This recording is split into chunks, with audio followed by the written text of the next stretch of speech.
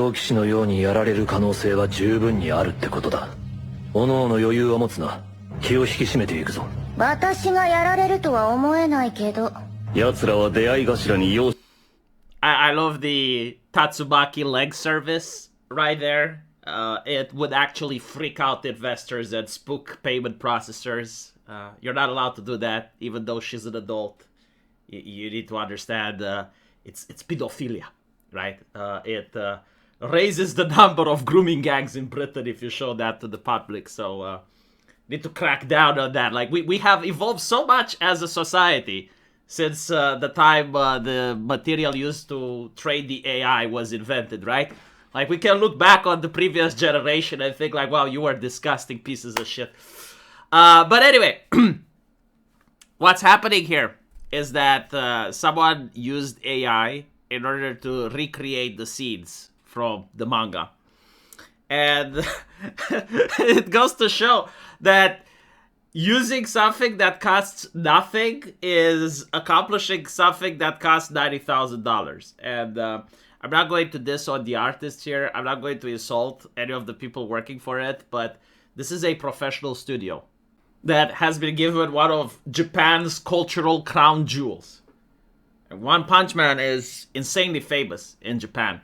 And what they did is they spat on it. They spat on it, they took a dump, and then they sold it to the public. So they should actually get humiliated. Now here's the interesting thing. Now, if you're wondering how did they recreate the scenes using AI, they basically took the panel from the manga, probably put it into Gemini and asked Gemini to color it. And then they took that and placed it into Grok. They wrote the script, they hit enter, and then the AI generates it. And so you take all of these dialogues, you put it together in a video editor, and there you go, you get the anime.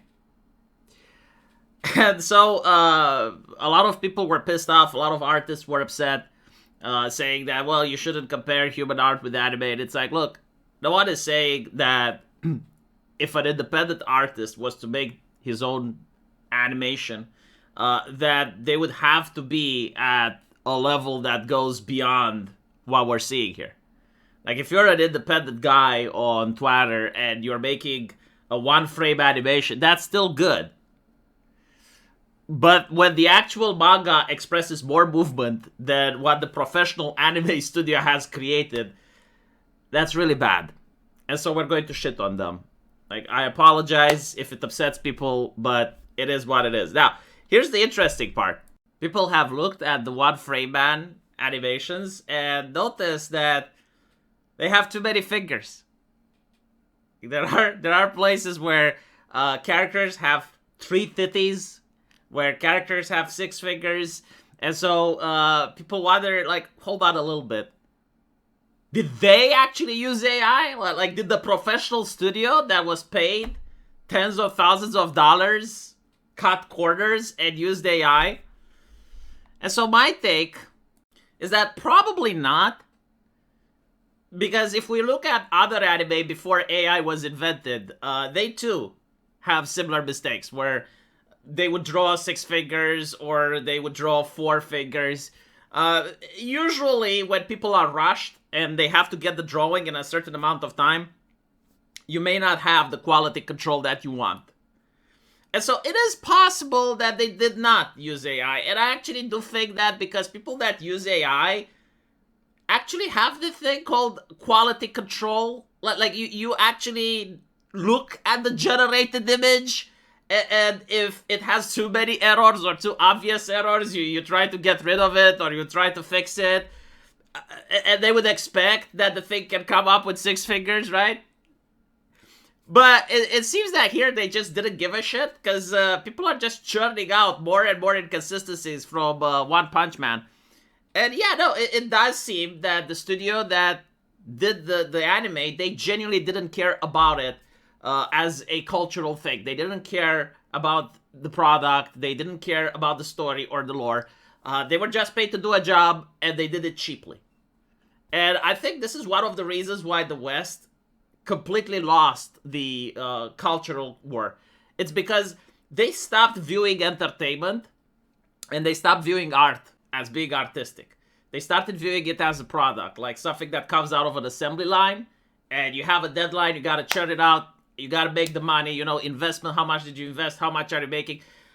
They stopped thinking like artists used to think in the early 2000s, where some people may even create something for free just because like they wanted it to be beautiful, or other people decided to associate with each other and created a video game knowing that they may never see the money back, but they just wanted to give something to the world. And pretty much that's what Japan was doing a couple of years ago with their anime, where a lot of stuff was just done so that they can put out something wonderful. And now they're playing the Western game. They're like, oh well, the payment processors. Oh well, we can't have fan service. Oh well, we can't have romance in high school anymore. Oh, we can't do this. We can't do that. Oh, we gotta ship the thing really fast, because if we don't, we lose money. Oh, we need to outsource. Find some Chinese that do it for cheap and just push it out, and you know, maybe hire some community manager to put those bitches on Twitter back into shape for having the audacity to criticize us. Maybe one of the people associated with the production can shut down his X account in order to show how evil the bullies are and how they don't deserve what we're offering them. And this is pretty much the Western playbook.